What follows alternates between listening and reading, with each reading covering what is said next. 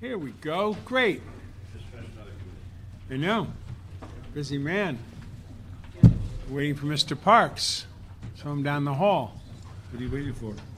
There he is. There I have. Now he's here. It's fantastic. Oh, you got your card. We got everybody here now. Except we're missing Got the gold card. Greg Smith and Not coming. Tom LaBonge, He's not coming. Richard Alarcon. Yeah. What is it, 8 of us? We're doing pretty good. You can't keep a secret. Well, the bunch is getting sworn in at, You can't keep more. Tonight we're going there. he's getting sworn in at 5:30. You want to open it up? Tom Or do you want me to? Okay, they're not coming. Yeah. Smith's not coming, Tom's not coming. Number 2 cards, if you want to start with 2. Okay, we'll start with 2. Time it has a full update. Agreeing with your questions, and we're going to keep everything. We only have 3 items. Okay. All right, so this will be an Audit and Government Efficiency Transportation Committee special joint meeting.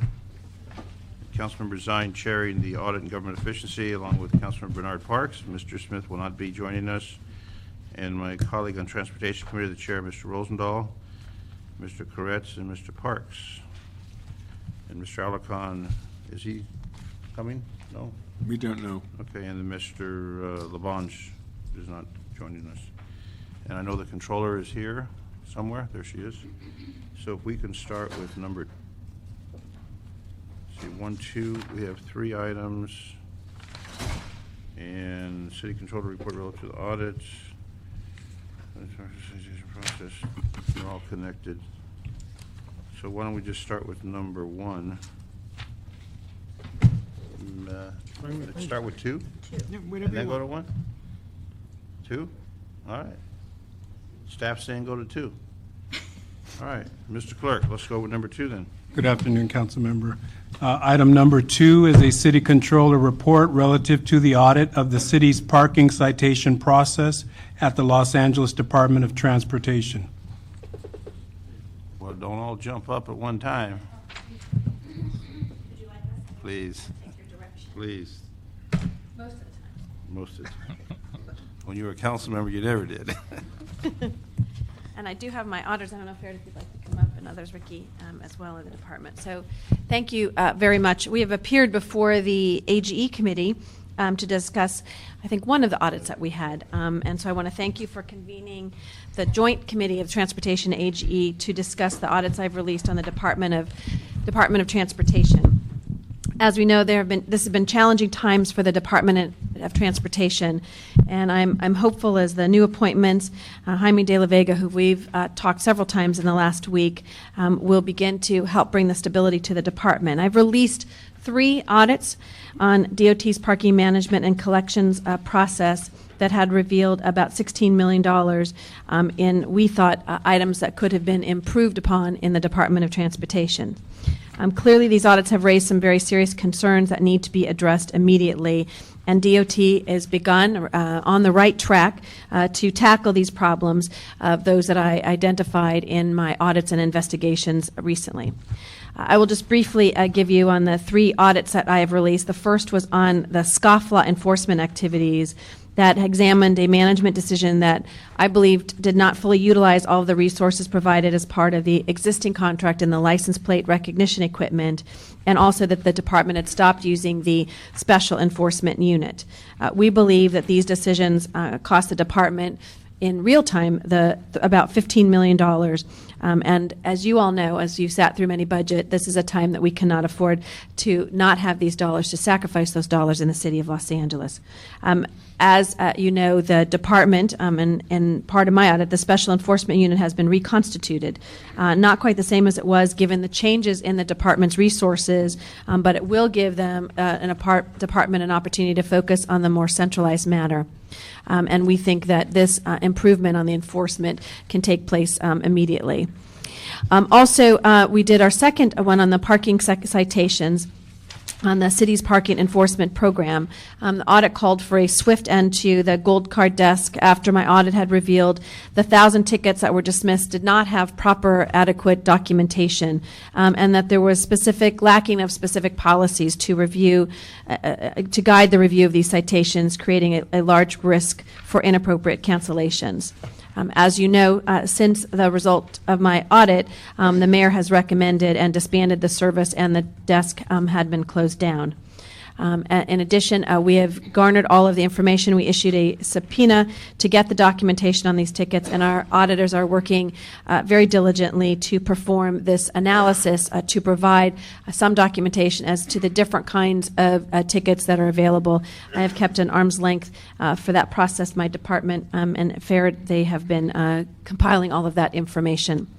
And the DOT's report, I was pleased to see the report by Jaime de la Vega that supports my recommendations and acknowledges that ACS and the department did not cite reasons for dismissal in their summary database, which was the first document that you look at when you go into the computer there, and acknowledged that during my audit they did not advise our auditors that supporting documentation on citation case records existed. My main concern throughout this process was the lack of thorough documentation and policies and controls in place to ensure transparency and fairness. And I have no interest in sweeping any of these findings under the rug, the importance of being transparent and accountable. The audit also found that the DOT had missed several $100,000 in missed revenue opportunities as far as poor internal policies and contract oversight, that there was about $272 million of citation revenue on the books that really was no longer available or eligible for collections and should have been written off, and $400,000 in fees paid to the company that provides parking management support to DOT for voided citations that did not require any extensive review. And so, as a result, DOT has now proposed to change this contract language in future vendor contracts.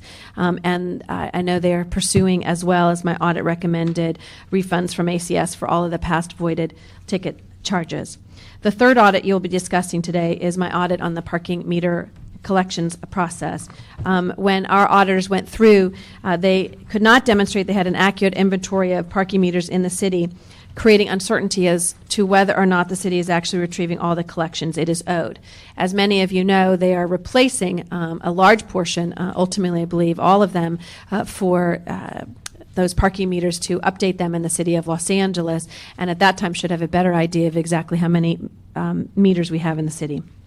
Well, DOT had estimated to us that they had approximately 36,000 meters. The figure could not be verified from the department. We felt that the meter inventory combined with technology issues, incomplete on-site monitoring, and outdated map books contribute to the fact that they had lacked sufficient controls to ensure the collections are actually being made from all parking meters. In addition, it made recommendations on some of the faulty scanning devices, and that they were not fully tested prior to purchase, and that it was, as we paid up costs of about $290,000 for startup costs, along with annual maintenance of about $200,000. And so I think we indicated the importance of contract management in the city, particularly in all of the ones I've identified. And so we are here. We will be working closely with the Department of Transportation regarding a management audit of the department as well, to provide some direction and roadmap, hopefully, to continue to help the department as it moves forward. And I have with me today Farid Asfar, who can answer any questions about some of the audit recommendations that you have. Additionally, the department has provided a report to the mayor on June 10th, and we're copied on that. I think they will additionally be providing a formal report to us directly for each of the audits that we have released. Extensive information, thank you. The one I think got the most controversy was the gold card. And I have a gold card that has, I'm going to frame this as a symbol of what not to call a program. Mm-hmm. And with that, documentation 983 of the 1027, from 983 to 1027, are they just missing an action someplace? 983 of the of the 1,027? Yes. I'll let Farid respond to that. Again, what we found in the sample, and then as they're going through each of those, was that in the actual, if you went onto the computer, from what my staff has described to me, and said citation number 23456, Right. that in the note section it did not have why it was dismissed. You had to go to another location in which to find that information and data to identify why that was particularly dismissed. That was the first red flag that our department found, the controller's office found when they went to do the initial audit. And so maybe I can ask Farid to And respond for who that. gave the authority to dismiss? Whether did you find reasons or grounds for dismissal other than someone? You're talking about the 1,000, the entire population? Well, it says that the department has documentation of 983 of the 1027 citations dismissed through the Gold Card program. And the question is on the, if any of them are missing, that's one of the questions, 983 to 1027. And the documentation, in other words, the justification. I heard one story that a man got arrested. Officers parked his car illegally. He went to jail. He didn't have someone move his car 7 to 9 zone where the car gets impounded, anti-gridlock.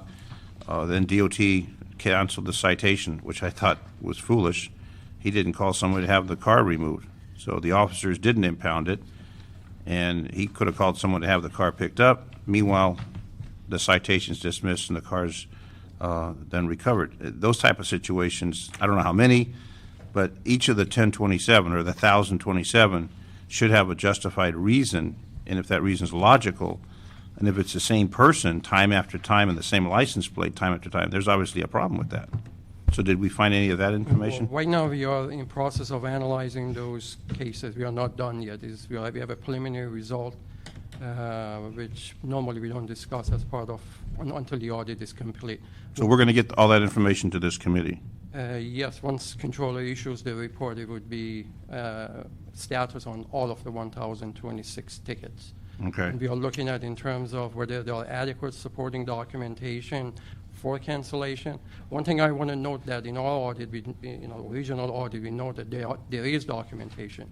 The question was whether the documentation was adequate or sufficient to justify cancellation. And that's the exercise we are doing at this time. It's a tedious process, takes a long time to do it.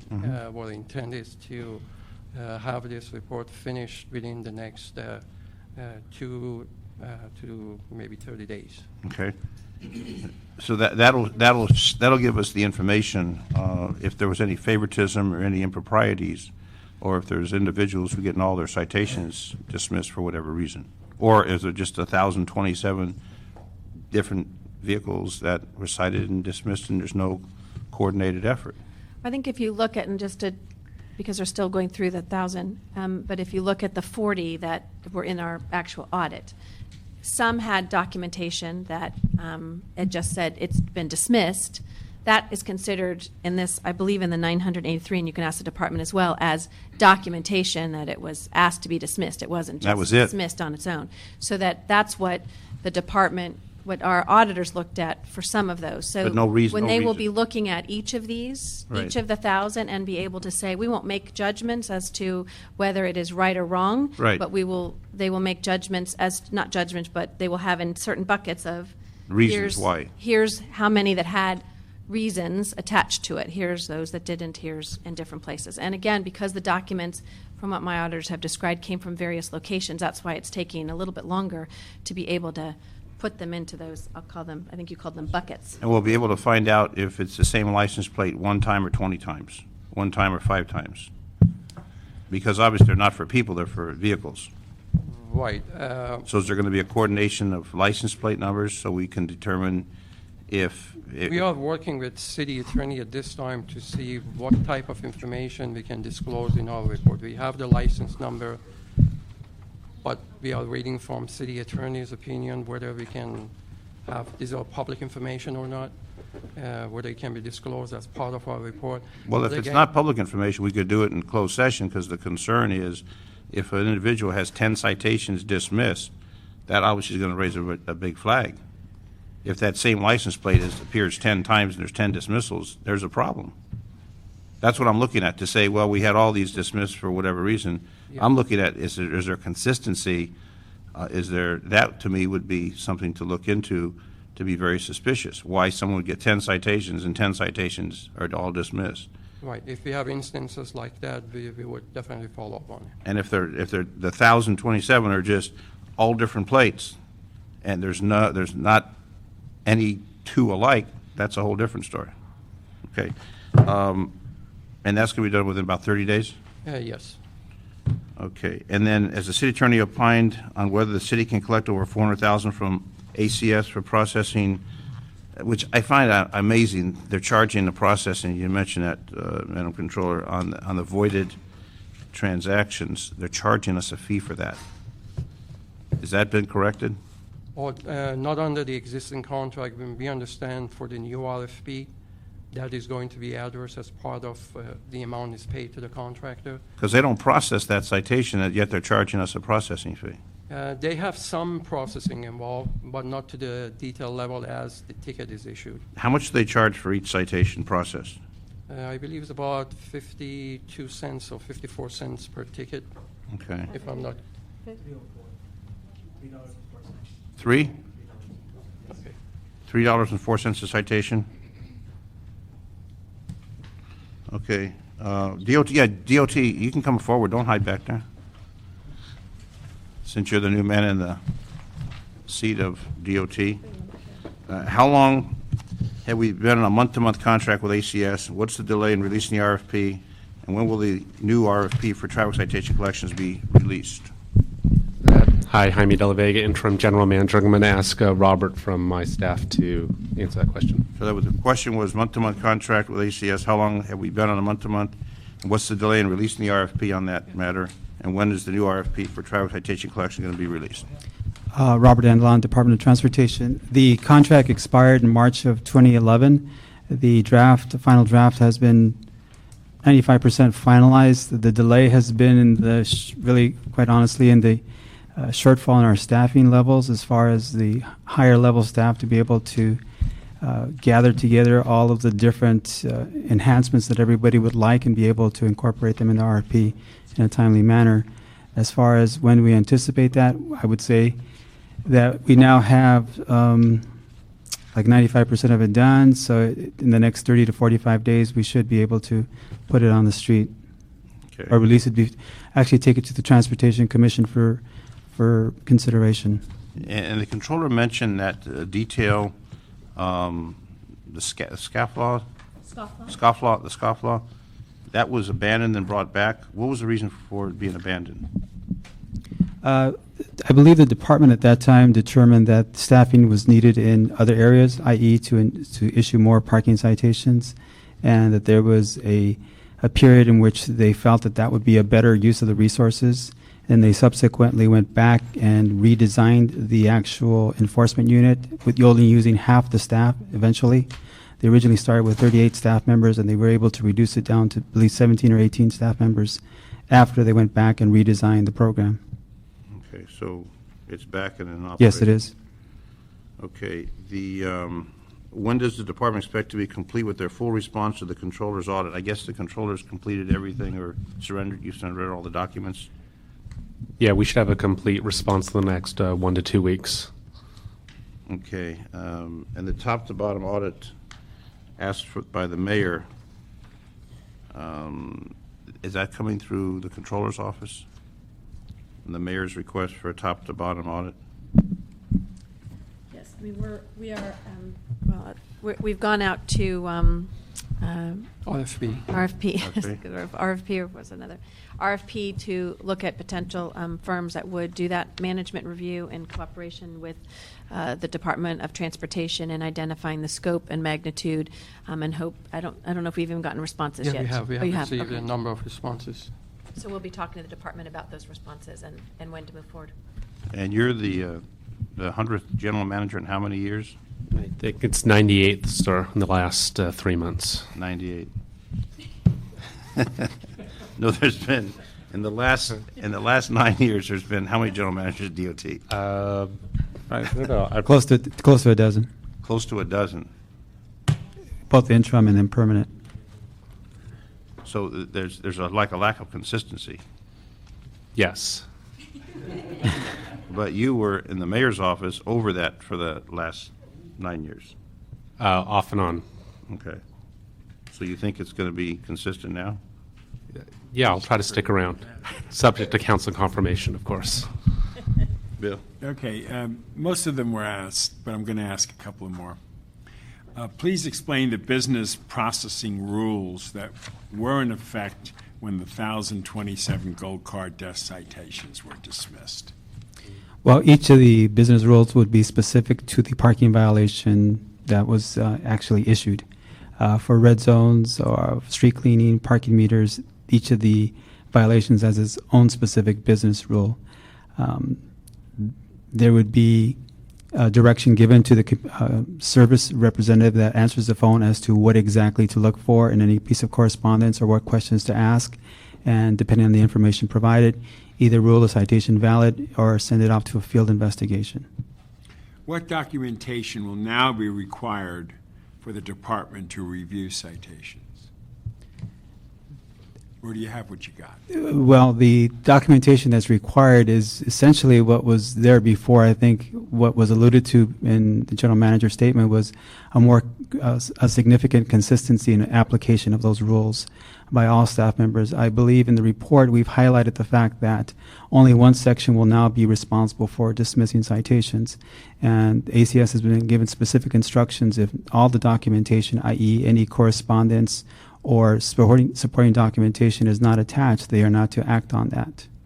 Yeah, if I can just add to that, the department's also instructed ACS to develop a specific coding system so we know the reason for dismissal. And when DOT staff gives direction to ACS, they have to specify the exact reason. And that's going to all be categorized so that if you ask for a future report, for example, what percentage were dismissed for reason X or reason Y, we can easily report that to you or to the controller. Very good on that. Please detail the duties of the field investigators were doing before they were reassigned to assist in addressing complaints and investigations. They did not exist. They were temporary employees that were hired by the department in response to a controller's audit previously, where they had identified that we had, as a department, dismissed citations because of lack of timely investigation. So they were recently added in 2009. Does the city currently seek payment from protective plate holders? Yes, we do. We actually have worked with the contractor to expand the listing of agencies that we actually send correspondence to. We've increased the collection payment rate from 70% to over 84% since the audit has taken place. How much revenue has gone uncollected from cited protective plate holders? That would be difficult to estimate because you would have to look at what the normal collection rate is for regular citations and the collection rate for confidential plates.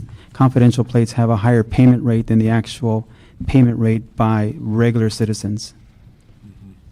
Now, this is the gold card we're doing, right? We're going to go back to number one, or do we go to all of them? Well, they're all really connected. 1, 2, and 3 are all connected. Okay, since they're connected, let me go to Different aspects of it, but it's all dealing with DOT and parking enforcement. on the first one, okay? The first issue. Question is, what actions have been taken relative to the audit's findings since the controller's field work on that one? The actions taken by the field work relative to the gold card desk? Yeah, we're not, we're on the other one, on the first one. That's the city parking meter collection The process. city parking meter collection process. I think that was more in response to quantifying and verifying and actually documenting the inventory. As part of the field investigation, when the staff went out to replace the old parking meters with the new parking meters, we were able to actually perform field site investigations and come back with a 98 to 99% accuracy rate for what we said was in the field was actually there when it was replaced with the new IPS meters. With the new IPS meters, we have a higher technology that we can now be able to receive wireless transmission to when the meter is actually functioning. It also gives us revenue data both by coin and by credit card, so we can be able to establish benchmarks of what we should be receiving within each parking meter zone. Controller, Madam Controller, are you comfortable with that? What he said as an answer? And I think that, as I indicated, and as we all know, they're going to be replacing them all, so that to make sure that they have all that documentation as well going forward. We didn't have it in the past, but I think we have an opportunity now to make sure we have, as I think indicated by Robert, when you have the technology that allows you for credit cards and other kinds of things, there really is a closer connection than those old meters where you just put your quarters in and physical. So there's technology that I think will improve going forward. I just want to repeat it again to you. What efforts are being undertaken to update the department's parking meter inventory? Are you capturing the whole thing now? Well, I think that with the parking meter inventory, we have approximately. Give them the exact number, because I think that's sort of what that question. There's 38,970 spaces of parking meters throughout the city. 90% of that is single-space meters, consisting of 58.9% of IPS meters and 31.8% of a combination of Duncan and McKay meters. There's an additional 9.4% or 3,650 spaces of parking meter pay stations. So with the pay stations and the IPS meters, which account for the vast majority of the meters, we now have up-to-date wireless information of where the meters are and what they've collected. Just to be clear, the meters count themselves and then report back to the department. And that's one of the initiatives that the council has supported. How do you calculate that the route revisions could result in savings as much as $500,000 annually? I think that was a controller. How did you come to that figure? Okay, that was the related to the frequency of the collection. We made an analysis as to the frequency, as to when to go and collect, when the canister is actually 50% or more is full, and if it's not 50%, then there's no point to go like on a fixed cycle. Based on that, you would be able to save on amount paid to Celco for collection. Very good. Has DOT ever done a cost-benefit analysis or considering contracting out all coin collection processes? We did a cost-benefit analysis a number of years ago relative to the coin collection process only. At this point, I think, as the controller has mentioned, with the advent of advanced technology, we now have more information. We can actually tell you by meter, by day, how much has been collected, how much was deposited. So I think once we have more of a database or an inventory of information, our statistical analysis staff will be able to go in and basically generate more surgically placed collections, so we can reduce the cost associated with it. In fact, we're going to be meeting with our contractor to look at what ideas they have, as well as looking at how we can improve our collection frequency, i.e. get to the point where we're very cost effective. Saying that, why did the Cerro contract contain a per meter fee and not a flat fee? What are the pros and cons of each type of payment schedule? Is there an industry standard? I believe the Circle contract was established as a per meter collection because at the time the contract was bid, there was an anticipation that there would be an expansion of the number of meters out in the plant, and that there would be, the risk would be mutually shared by both the city and vendor. If we were to decrease the collections, the vendor would receive less money. If we were to increase the collections, the vendor would be duly compensated. As far as the industry standard, there is a mixed bag. There are some flat fee arrangements. That's something that we can look at. In fact, that was one of the recommendations the controller made. So we can go back and see what would be a fair remuneration for that type of activity. Very good. Controller, do you want to comment on that, or do you feel good about that? We had an issue regarding flat fee versus Right. per meter. Yeah. We suggested, in light of the very intensive manual process that they have, it is more cost effective to consider a flat fee. Of course, to go into the flat fee requires to have accurate inventory of your meters. Right. And once they have that, they can monitor, they can adjust based on increase or decrease in number of meters. Great. And we get back to our Transportation Committee on that when you get Yes, that worked yes, out. definitely. Flat fee. Okay, I will indulge one more, which is Sure. the third question, third issue that we have on our agenda here. And the questions on that one, which has to do with the scoffle enforcement activity citation business. Why do traffic officers fail to initiate the process of booting or impounding of a vehicle when alerted to do so by their handheld devices? I think I would defer to the parking enforcement staff. I know a little bit about it, but I think Terrific. to give you Great. two. Okay, parking enforcement staff. Answer that question. Why do traffic officers fail to initiate the process of booting or impounding of a vehicle when alerted to do so by their handheld devices? Good afternoon. Good afternoon, Rudy Carrasco. Right, Rudy. In We response call to you chief, don't we? 2 stars? That's Deputy Chief, thank you.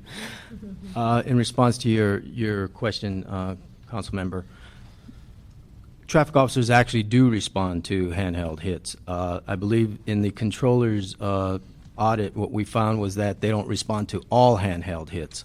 And as we delved into this issue, what we found was that we were lacking a back-end tracking mechanism that reconciled the hit to the action taken by the traffic officer.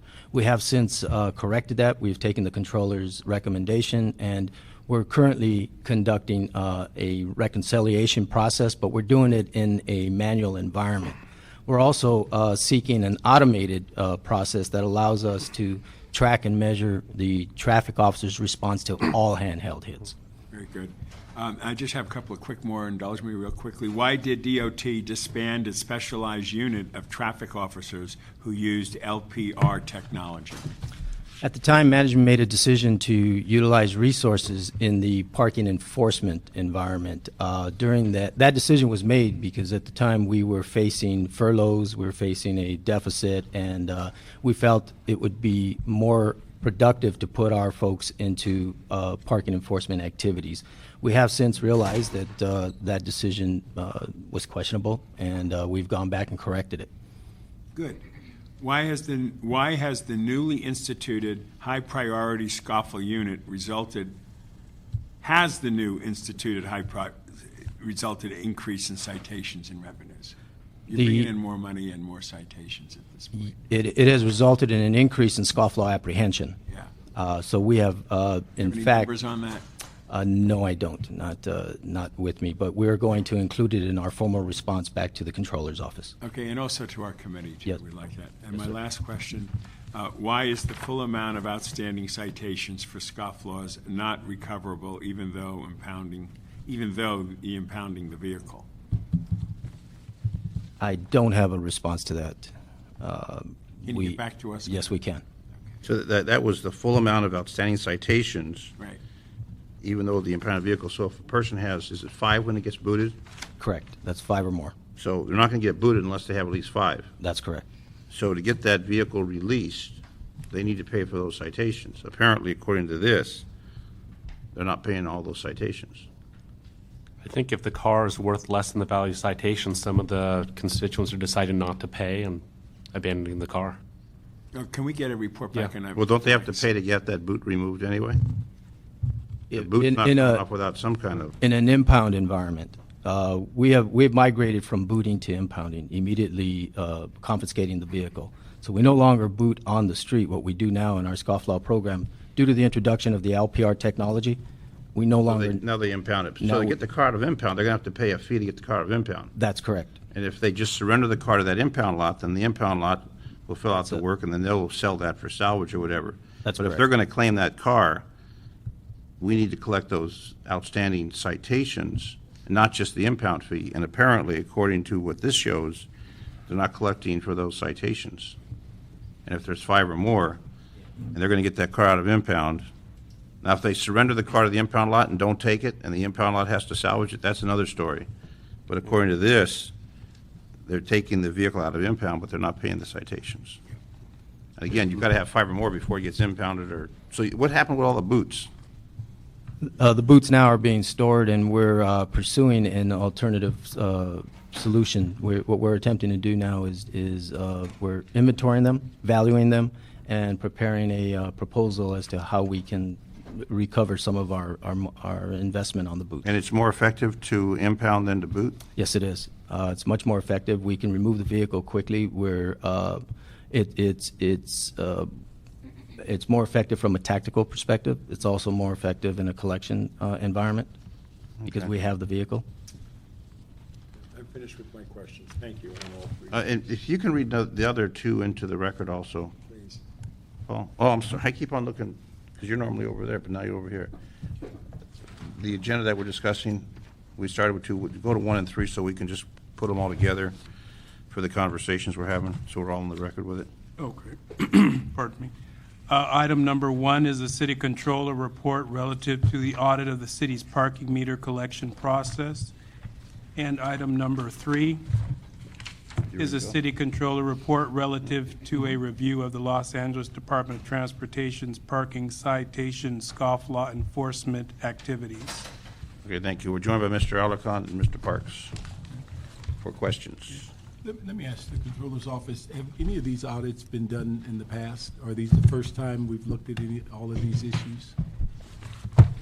We have done audit at DOT before, but not the specific. These 3 specifics? Yeah, not the specific ones. Because one of the things I would ask, and I don't know how that fits into it, that one of the things that'd be helpful in the future, if you audit something that we've done in the past, that you comment on prior audits, because one of the things we found recently was an audit that dealt with I believe it was General Services, where they were criticized because they, quote, paid their bills too early, and there was a thought that their funding, that they were wasting funds, or they were not getting the full benefit of the use of their funds. But their actions were a response to a previous audit that said they paid so late that they weren't getting the benefit of discounts and things like that. And so that's one of the things I'd be concerned with as we go through some of these. If there's a previous audit, that we get a sense of what they were directed to do in the past. I'd have to look back if they articulated that in the audit, but Yeah. I think there's a pendulum swing. There is the previous audit that had been done that was waiting too long under Laura Chick, and then Yeah.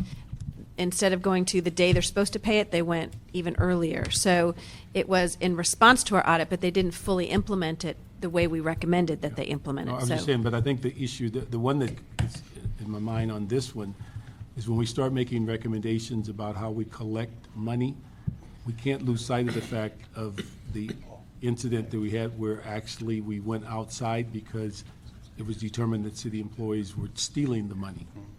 And that audit reflected a number of changes as it relates to how we secure and things of that nature. So I think with the technology and stuff that we have, it's easier to count meters and know what we have. But I think we also need to ensure that we are not releasing some controls that were put in because of theft. And I think the flat rate, although on the surface it sounds better, on the other hand, if you can't keep track of how many you've been actually monitoring and actually basically went out and actually monitored that particular meter, how many meters are being dealt with, I think you have a balance there in the sense of per meter versus the flat rate. And I think we need to look at that. And then I think we asked this in one of the audits, Jaime, how many people are you down? Because having monitored this for the last 5 years, I think you probably suffered more than most on furloughs and also cuts and managed hiring. How much did that play a role in some of these issues? Thank you, Councilman. I think it definitely had an issue. I think one of the themes through all the audits is really the issue of record keeping and documentation. And, there's a direct correlation between the ability of the department to do that effectively and staffing levels. And then let me ask you the other half, and you don't have to answer this because you were in the mayor's office at the time. How much did taking the SPRF money and putting it in the general fund and not investing in meters and parking lots, how much did that play a role?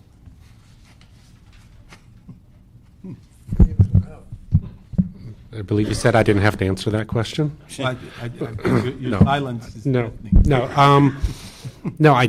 Quite frankly, I think part of the issue was, the department actually was going to accelerate the replacement of the meters, and then there was a policy discussion with the mayor and council over P3. And as a result, the mayor's office at that time directed the department to put the meter replacement on hold. So, theoretically, if we hadn't explored P3, we could have done the meter replacement sooner. I think one of the things that was a concern, I think, for the T committee and also Budget and Finance, is we'd ask the department to continue on that path for meters, even with that discussion, because it was clear, at least from the general perception, is nobody was in that issue about meters. They may have wanted to talk about parking lots, but meters never was a serious issue. And that's one of the things that Right. we had a concern with, because every time the department would get a direction, they'd come back and say, well, we didn't quite get around to it. You say, but what's holding you up? And then about 3 years later, we found out they were being given verbal directions from another source. And that's one of the concerns, and that's why I think this T committee went the last 5 years tried to get the 5-year report done and to get the meters done so that you would actually have technology that was maybe doing the work that we were expecting human beings. Because before the new meters, a person had to physically go touch every meter Right. to find out whether there was money in it. And that's why that inconsistent pattern of collections, because you had no idea what was in it. And you would go and have to touch it, open it up, and find out what was in it. And there were some that were bulging because we put we went up 4 times on the rate, and all of a sudden we filled up the meters, and they weren't working because they were filled. And so all those things happened during this time, on top of that personnel and such. So I would hope that we would stay in line with that 5-year plan so that we can continue to move forward with the technology. I think to me, in reading these, a lot of that has to do with the council's failure to invest in the infrastructure, and then the ultimate issue of the loss of personnel. And that's just kind of reading through the line. The one thing I'd like you to pay attention to, I think every one of these reports talks about technology that we bought and it wasn't as good as it should have been, or we didn't know it was not good, or something went wrong on all 3 pieces of technology that we should, when we pay that kind of money, we should make sure it does work, that we should make sure we're going to get the best bang for the buck and get some return. So I think that the one piece that goes across all 3 audits for me is our failure to make technology work for us. The other issue on the bonding and things of that nature, and our vendors supposed to having insurance and things, I would hope that we are indemnified as relates to when we sign contracts with people, that if they're driving and representing us, that we as a city is indemnified, and we have something that's in their contract that reflects if they don't ensure that people have driver's license. Kind of strange to be in a business that you're collecting traffic violations and your people may not have driver's license or insurance. But I think that should be one of those things that you would maybe cease to do business with them if they don't have that kind of minimal requirements. And then, the outsourcing issue of the whole collection, hopefully we can look at, with the new RFPs coming up, that we can look at a whole array of things that should be in them. The one thing I'm disappointed at is I think the company should have never, even though, no matter how it's worded, should have never taken money for not processing voided tickets. That's, to me, is beyond the scope, that if you're being paid per ticket to collect the money, and if it's voided, what are you collecting? And you're going to charge us per voided ticket. I think that's something that it's not an oversight. I think it's something that they do owe us money. And this contract, and we certainly, if we have to nail it down more precisely in the next contract, we need to be very graphic and bold and red and say you don't get paid for tickets you don't collect money on. I mean, that's what the processing was, in my judgment. You process it to collect the revenue. If you don't process it because it's voided, why are we paying you? Right. So those are things I think are my concerns. Mr. Koretz. Yeah, a few questions. First, on item number 1, I think we said that we don't know how many meters we have. Now, I was under the impression that they were all numbered. So do we know if that's the case or not? And if they're all numbered, presumably we would know how many we have.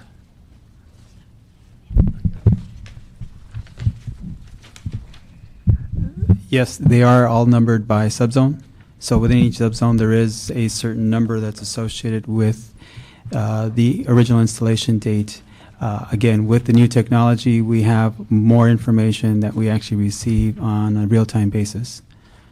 So for the vast majority of the citations, we do have, for the vast majority of the meters, we have up-to-date information. Okay, thank you. And I have some questions for the controller on the gold card. I don't know if she's sticking around or leaving. We have representatives here for that. She's leaving, but we have a representative here. Well, if she's able to, it would be more relevant if she were here to answer the questions. Oh, there she is. Okay. I thought she was leaving. Madam Controller, if you can come back for a moment. Mr. Goretz has a couple questions. I'm sorry, I thought you left also. Okay. A few questions on the gold card. I think the portrayal in the media once this issue came out is that this is a VIP card, and I think the average person out there is left thinking that George Clooney or Eli Broad calls up and they get off their tickets. Is there anything that you found that would indicate that this was actually a VIP program for VIPs themselves, and that it was special people that got special treatment through this program? I think as we described it in the audit, was that you shouldn't have to go through an elected official's office to get your ticket responded to. That was the point that we made, that you should have fair and equal access no matter who you are. I don't think we had described it as that necessarily the VIP, et cetera. What our concerns that were raised in that is the perception when you have 1,000 tickets where the sampling that we had did not have adequate justification for how they were handled, that it puts it in question as to how it is perceived. Because what I've heard probably in some of you for constituents, they said, I didn't ever think I could contest my parking ticket outside the normal process of the adjudication process. So I think it is twofold. It's the fact that people felt there wasn't an open process for them, and two, that there wasn't proper documentation. That's how we described it in our audit, in our presentation. Right, the documentation looks like it's a problem. I'm not sure having the council as a fallback for bad handling of a constituent problem is a bad thing, or any worse than almost any issue that comes to council. Just to give you an example, you have relaxed enforcement for Jewish high holidays, and you set out an area, you announce the area, bunch of tickets are written. So I don't know, actually, using that example, I know this happened. I don't know if it went through the gold card desk or it didn't, but people were all made to pay their tickets.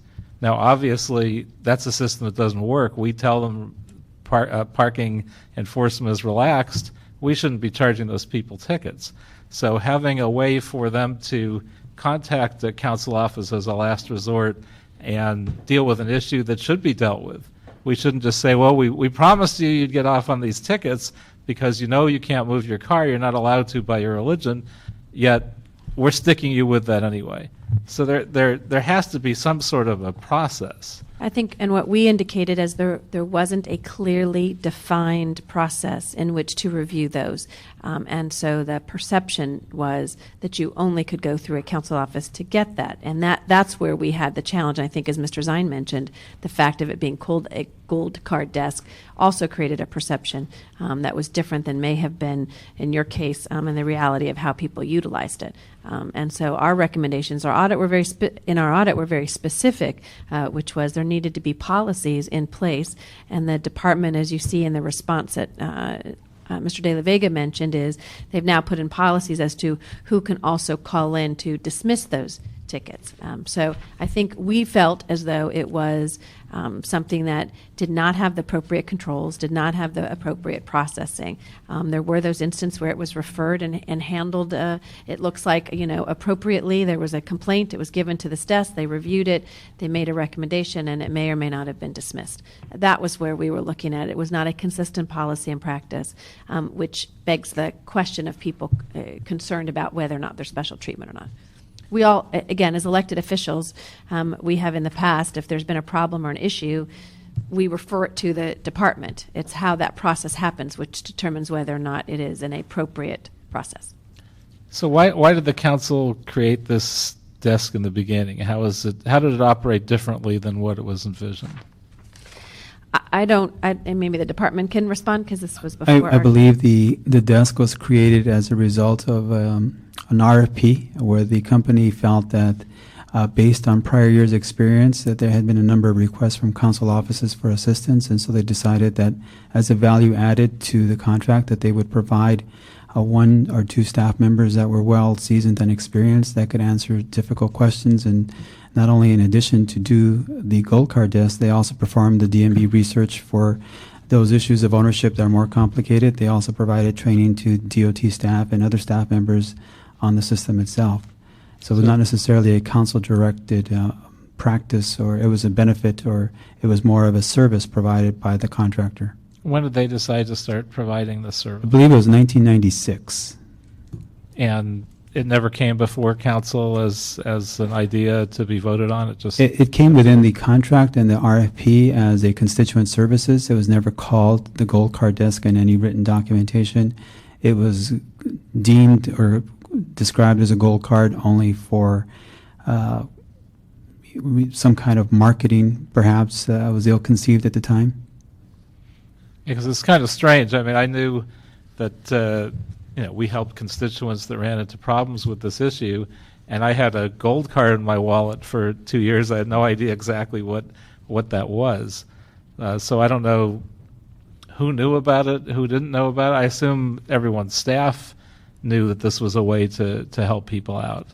Well, as part of our outreach program, we did go out and provide a bullet point presentation of the Parking 101 to all of the new council members as well as existing ones, and among those was the access to this particular desk for additional services and help.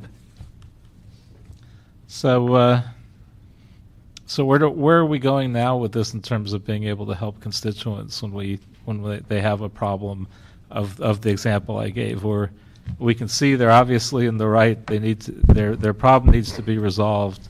How do we resolve it? Yeah, there are basically 3 appeal steps, and really in this situation you described, Councilman, at the first step it should have been resolved administratively by the department. It shouldn't require a call to a council office to address that sort of issue, right? That they should go through the normal appeal process, submit the evidence, and if the documentation exists and DOT staff can confirm that park enforcement was relaxed that day and the ticket was issued that day at a certain time frame, then it should just be dismissed administratively, right? That's really a process improvement that the department needs to make so it doesn't come to the council office for resolution. Really, I think, the issue of the desk, it really should be like a complex case resolution, right? If you have a simple matter, you have evidence, you go through administrative process, your ticket should be dismissed, if you have the proper documentation. I think there are cases where, for example, somebody gets a ticket and they no longer own the car and it was sold or maybe it was stolen,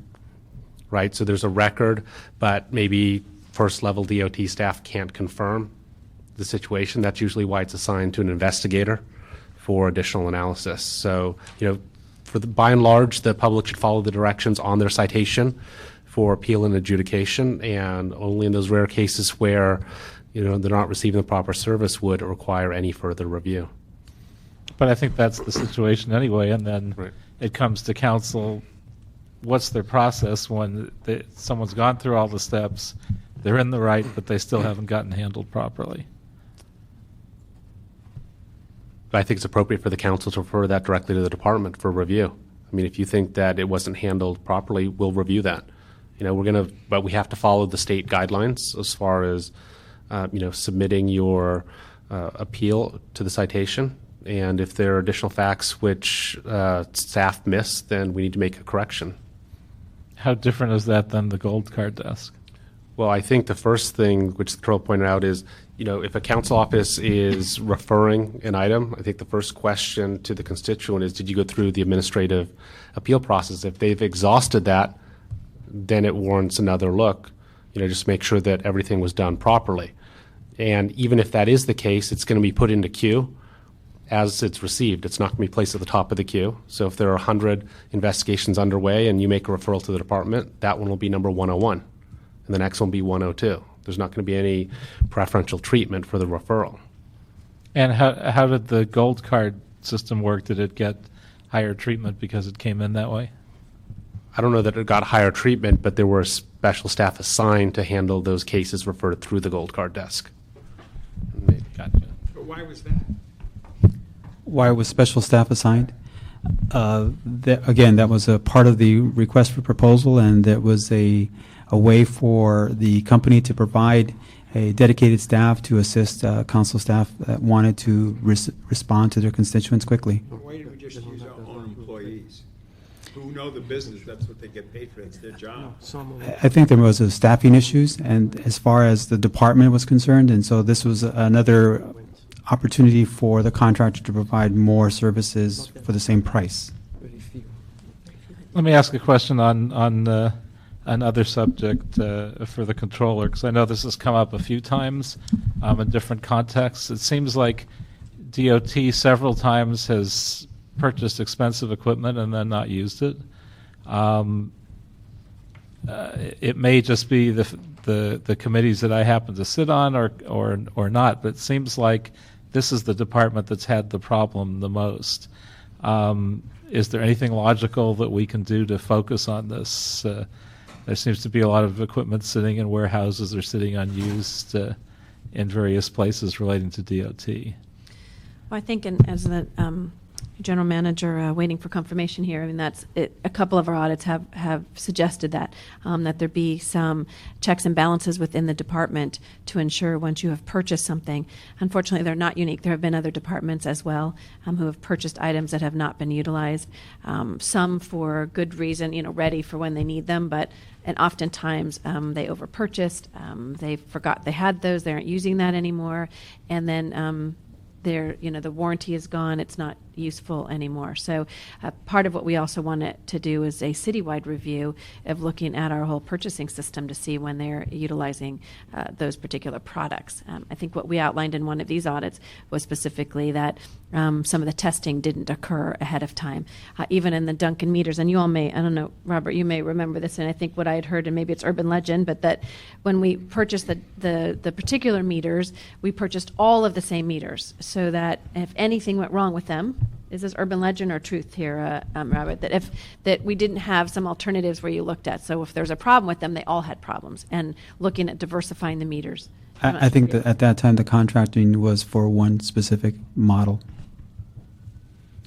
Yeah, and I have no information, and I'm not making any kind of charge, but from my own background, I once worked for a company where the purchasing agent was over-purchasing things that were foodstuffs, and they were sitting in a warehouse and getting ruined, and they were getting kickbacks on the size of their purchases. So we've seen this enough that I think we have to be sure we have controls in every department so this kind of thing can't happen. And we try in each of our audits, and particularly send a letter to the mayor when it is has citywide applicability, that they look at what we may have found in this department and the recommendations we've had that would be useful to every other department to use the same policies that we recommend, and we'll continue to do that. And I would think if items have been purchased and aren't being used, there should be some process where that department has to notify someone, the CAO, the city council, and in some way justify that so we're aware of it and we're not hearing years later that we purchased a bunch of equipment and it sat in a warehouse for years. Right. So I think we need some process that holds the management accountable when that happens. And one last point, I don't know if it's a question or just a suggestion, but it seems like a lot of the contracts we've had relating to this department haven't gone well.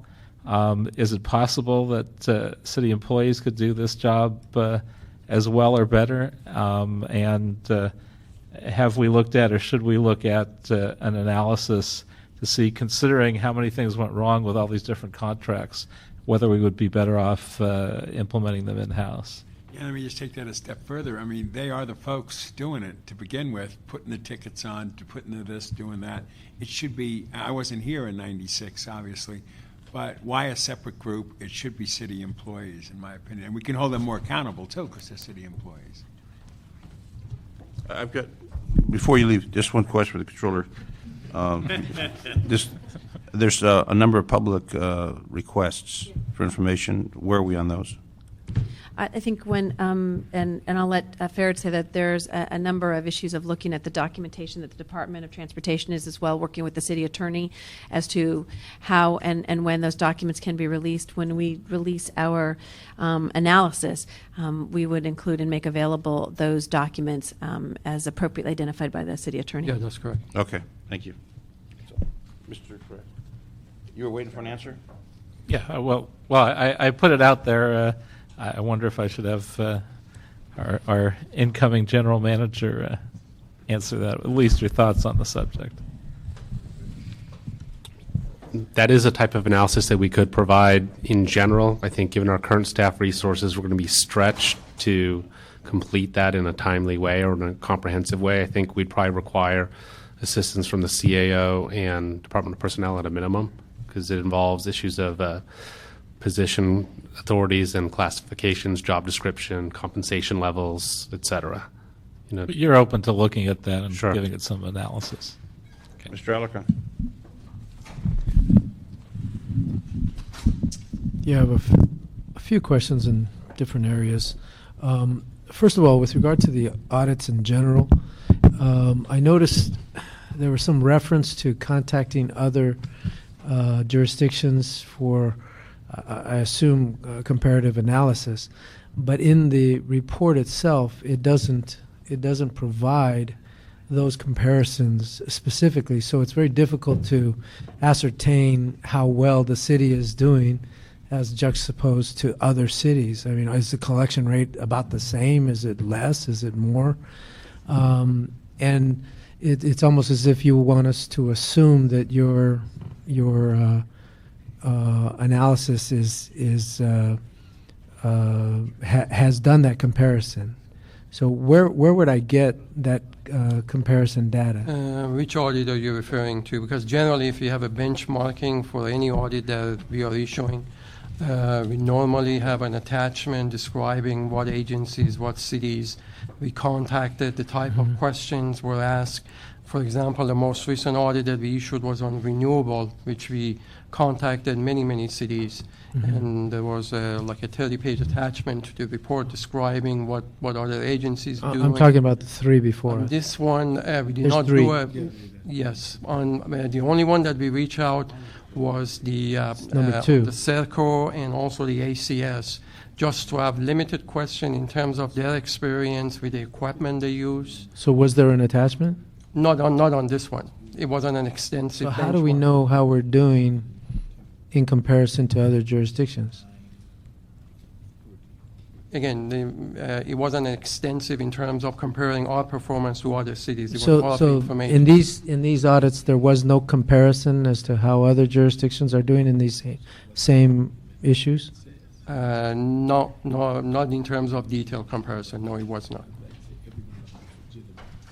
That's very unusual. Might be. The governmental audits that I'm familiar with, and maybe I should mention that I was the vice chair of the Joint Legislative Audit Committee in Sacramento. Most of those audits, almost all of them that I can think of, took a selection of other jurisdictions and compared them to give you some sort of assessment as to how well you're doing. We didn't just make general statements like it was ridiculous that this wasn't done. It was preposterous that this wasn't done. We had some comparison to look at, and I noticed in these audits there was no comparison. But generally, we do that in our. Why didn't we do it in this case? In these cases? These are not typical performance audit. These are more of a contract compliance in terms of CERCO contract, in terms of ACS contract. We have a set of contract provision. We measure performance against those contract terms. So what is the criteria to determine when you generally do it versus these that you didn't do it? What would the criteria be?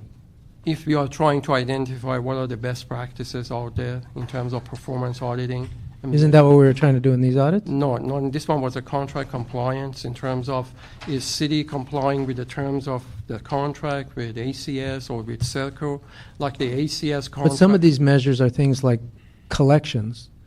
So they're comparing collection. Wouldn't we want to compare our collection rate versus other jurisdictions? Yeah, that would have been one benchmarking practice, but we didn't do that, the collection. Well, I don't understand why we wouldn't do that. Generally, again, it depends on... Not what- generally, specifically in these Specifically cases. on this one, if your intent was to evaluate cities' collection I don't rate think that. with other agencies. we I would don't think find- that's a fair analysis. I don't think that's right to compare, to just say that you were short in these areas when, in fact, it may be an industry reality. I have to get a specific from you. Which area are you referring to? What I'm not- area we are referring to? Yeah, I just don't like it when audits are being used for political reasons. Now this contract with the Gold Card, this Gold Card program, that was initiated in 1996, Yes. and we've had a consistent contract for 15 years. It was never reevaluated and vetted. No, it was every 5 years or approximately, it went out to bid, and it's the same contract that it's been awarded the contract. So when it goes to bid, it goes back to council for approval, Yes. and it goes to what committee? Goes to the Transportation Committee and the Budget Now, Committee. the news reports suggested that Ms. Gruhl had this contract go through her Transportation Committee, and she approved it. Is that correct?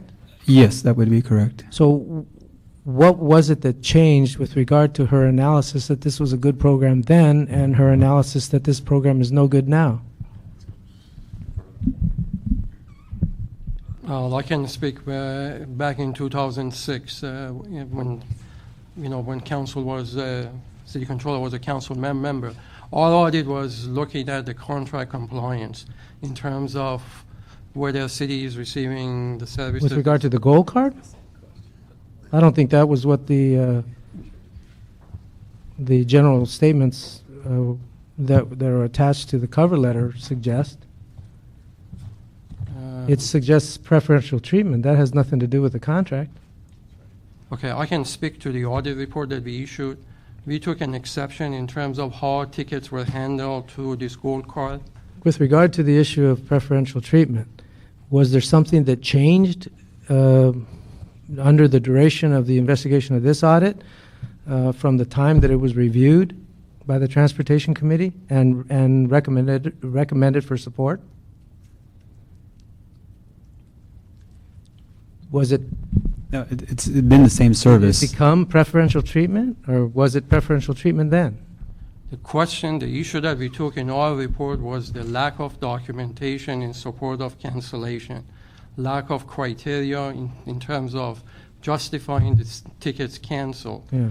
That is the issue we took, and in terms of... I recognize that, and I agree with those comments, by the way, and I think the department did a woeful job in terms of documenting why they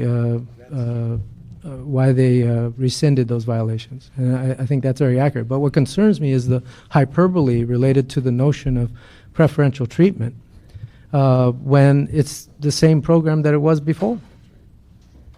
There's no, see, if you want to argue that there was preferential treatment of those 1,000 violations that were released, then you should delve into those violations to find out who got it and find out if there was preferential treatment. I have no problem with that. But to suggest that because these were relieved when it's the exact same program that it was when it went through Transportation Committee, that's just disingenuous in my book.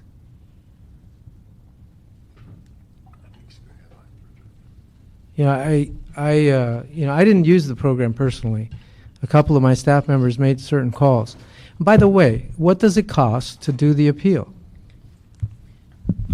Under the vehicle code, there is no cost for the administrative review. No, I mean, what does it cost us What to does it cost the process city? an appeal? It's not a per appeal pricing. It's a per citation processing fee, so there's a No, number I'm of not talking services. about the fee. I'm talking about what does it cost us to implement the appeal process? As far as staffing, as far Yeah. as, Staffing, paperwork, time? well, there's at least 2 full-time staff members assigned to it and 1 high-level staff member that reviews it, so it could be a fair amount of So money. when a little old lady whose disabled placard falls off of her mirror and gets a citation for disability, she's got to go through this whole bureaucratic process just to get that overturned, when all they have to do is check to see if she qualified for a disabled placard? Well, there's a review process, and we would validate that the disabled placard was issued to her and was valid, and under the vehicle code, we would be allowed to reduce it to a $25 administrative fee. Did the audit investigate the duration of time that is absorbed relative to the appeal process versus a simple phone call to relieve a problem?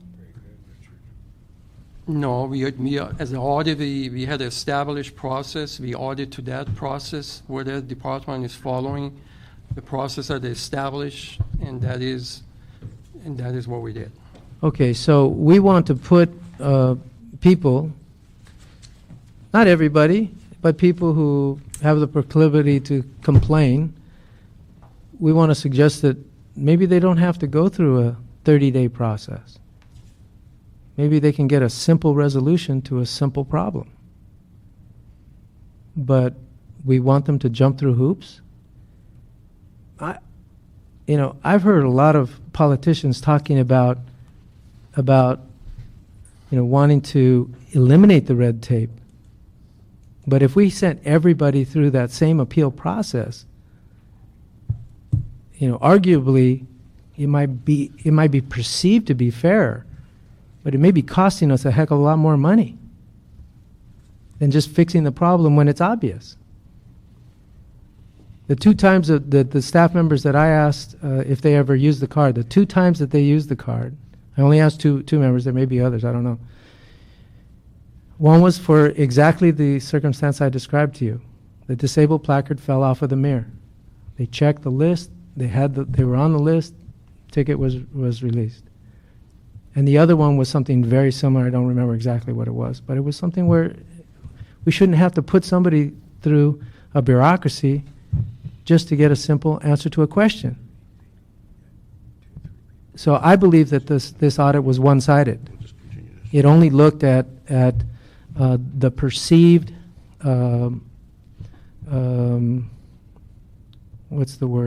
preferential treatment issue. It focused on that. I want to exclude the issue of, the department not documenting what was the justification for invalidating the tickets, because who knows what we're going to find there, but we don't know because nobody ever looked at it.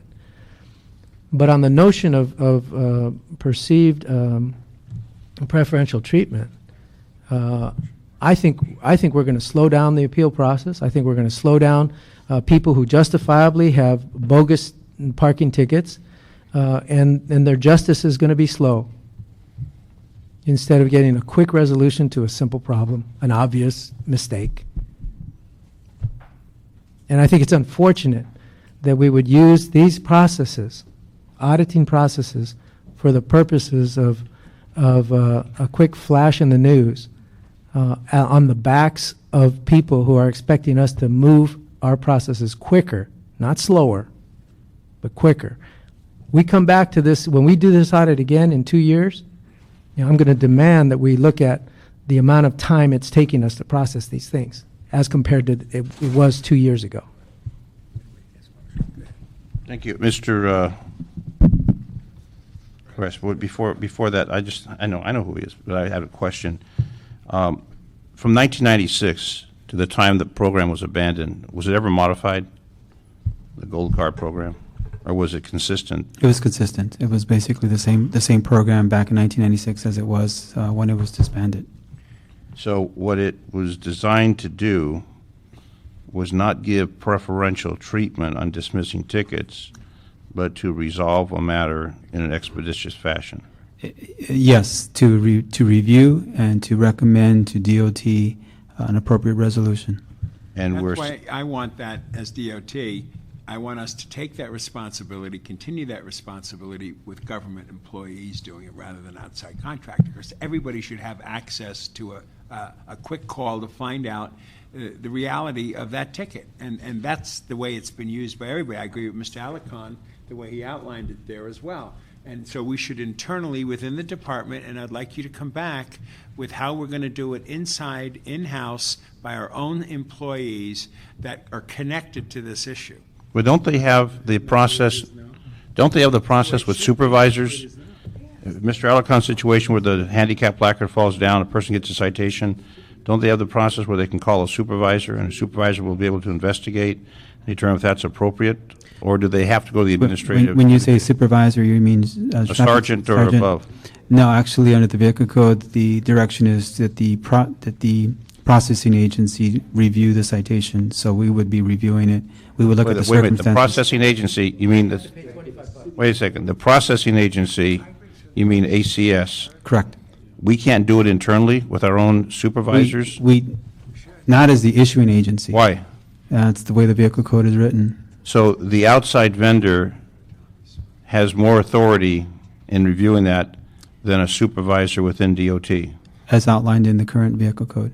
And then there's a fee of $25 even if that person did not commit a violation. Only for the disabled placard violations. The state law was changed to allow, instead of collecting the full $335, to charge a $25 administrative fee for those individuals who did not display. Even though this 90-year-old lady, the wind came and blew it down, even though she had a righteous plan to have it. As long as she had a... She's still going to pay $25. Yes. See, that I find offensive. I think that, and you now have a commander with the Los Angeles Police Department in charge of enforcement, and I've been advocating that we put enforcement under the police department, where I think they have a little more logic and common sense. I think it's outrageous if someone has that, and it's righteous, and they still have to pay $25 to an outside vendor, not to the city of Los Angeles, but to an outside vendor. That vehicle code, which has become a huge issue with a lot of our concerns, including photo red light, because the vehicle code does not mandate things that we think are appropriate. The $25 actually comes to the general fund. So what does the vendor get out of it? They get the $3 and change for processing the citation. All right. Mr. Zine, could I ask for a point of Sure. clarification for a moment? And then Mr. Alarcon. Mr. Kretz has been I have a paid. motion. I was trying to. Mr. Alarcon, I stepped out to go to a meeting, and my staff indicated to me that you suggested that our audit was used for political purposes. And I want you to know that this audit and the independence of my auditors and what they found and how they work on this is one of that I feel very strongly about. And that you've even seen from the department who's indicated that they didn't have the proper documentation available. They indicated that the policies were not present that allowed for the public to understand there was transparency and accountability about how we deal with tickets in the city of Los Angeles. So we stand by that audit. We stand by the recommendations that we came forward. And any suggestion otherwise is offensive to my department, offensive to my auditors, and offensive to the process in which we want to ensure the public knows. And next time, I would appreciate that if you maybe would actually ask me to stay when you were going to criticize us for that purpose rather than when I walked out of the room. Well, I knew you were within earshot. Ms. Gruhl, you were not here when I concurred with the department on its finding that the staff did not document why they released citations. I absolutely concurred on that. What I suggested was not consistent with audits that I've been familiar with in my tenure, both as a city council member and as vice chair of the Joint Legislative Audit Committee, was that usually there's comparison information. In the cases of these audits, they did not do that comparison with other jurisdictions, so we have no framework as to measure the accuracy of the audit or to compare it with other jurisdictions' performance to measure our own. I also took issue with the fact that the Gold Card program was reauthorized twice, once while you were chair of the Transportation Committee. And I asked a very honest question, what changed then from now that it would be reauthorized? If it was perceived to be preferential treatment in the audit, why was it not perceived to be preferential treatment when it was passed through the committee?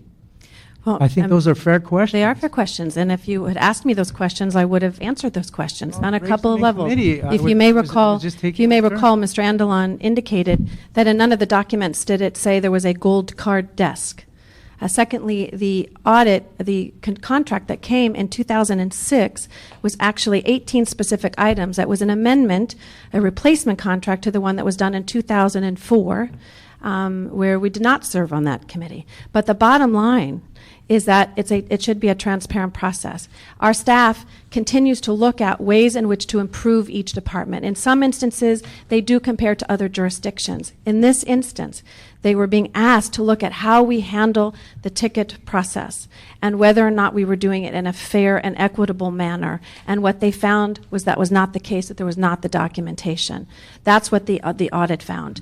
And we'll continue to do that. In some instances, we can do a broad-based audit that looks at every city in the country. In this instance, what we were looking at, did they have the documented policies available?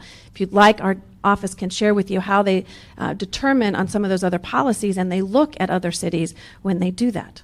Yeah, but they didn't do it in this case, and I question that. So you question our findings because No, findings? The findings, I mean, what I have nothing to, I have no other jurisdictions to compare them to because they didn't do that comparative analysis.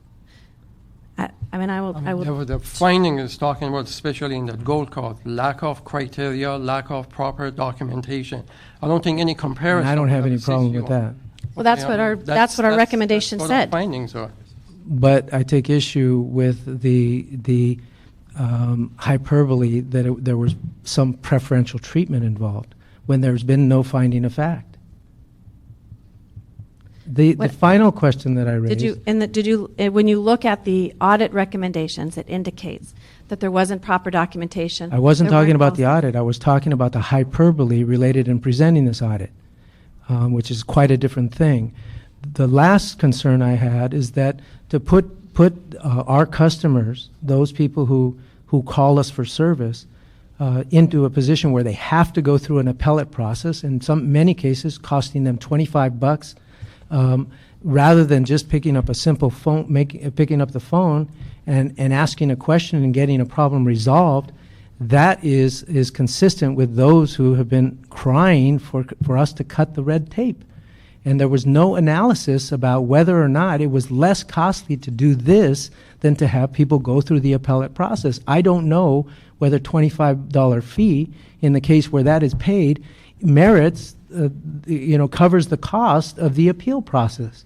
I would. Our position was it should be a fair and equitable process, whether you go through this Department of Transportation or through a city council. Well, I think office or a Department of Transportation. I differ on the occasion where some people need a simple and quick answer rather than going through a bureaucratic appeal process that they have to pay $25 to get an answer to, and even though they may get reimbursed if they win, I think that is a unnecessary bureaucracy.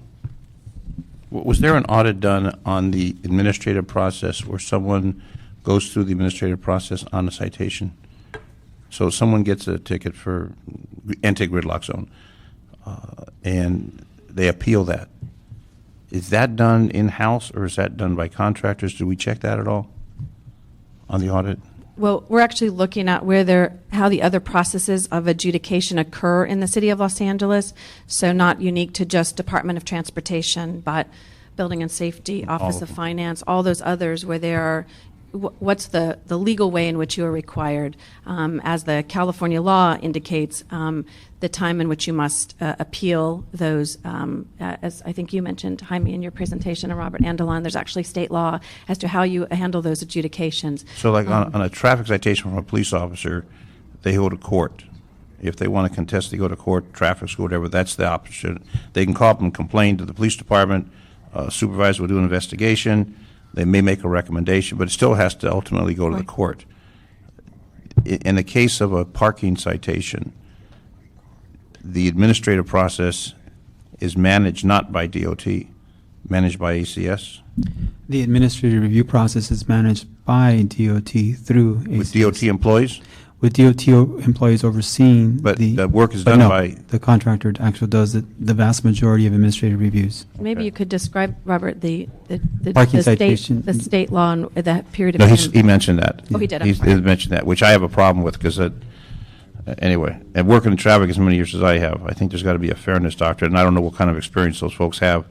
They're basically hearing officers, and I know when you go to a traffic ticket, you can probably get a pro tem, which is a person playing judge for that particular session. Anyway, your turn, Mr. Kreitz. I just wanted to make one motion before I have to leave, so Just I wanted once? to get it in, and not on this topic. On the subject that we discussed earlier of an analysis of some of these different contracts which have been handled less than perfectly in the past, whether they could be brought in-house in a cost-effective manner. So I would ask that we get a report back in 60 days on that And subject. I'll second that from this transportation standpoint. And if we could have it referred appropriately to, I don't know, transportation and personnel Yep. jointly, maybe audits committee too, if you want to do it three ways. Right, so there'll be a motion seconded by Mr. Rosenthal. That's right. It was 7 to all 3 committees. Right. Okay, so if there's no other questions, colleagues, the action on number 1, instruct the department to report back to this committee on how they plan to implement all 15 recommendations made by our controller. Instruct DOT to report back on what policy the department has on removing meters, especially in light of controller's audit, which states that they may cost us more to collect in areas where the collection rate is so low. The report should include data on collection rates by district, and we'll continue that in the committee, and we'll continue it in the joint committee. And on number 2, we will then recommend that instruct the department to report back to the committee, the joint committee, on how they will implement 23 recommendations in the controller's audit. Instruct controller to report to AEG on the process of DOT management audit, then continue in committee. And then on number 3, we would request that the department to report back to this committee on how they will implement 23 recommendations in controller's audit and continue in committee.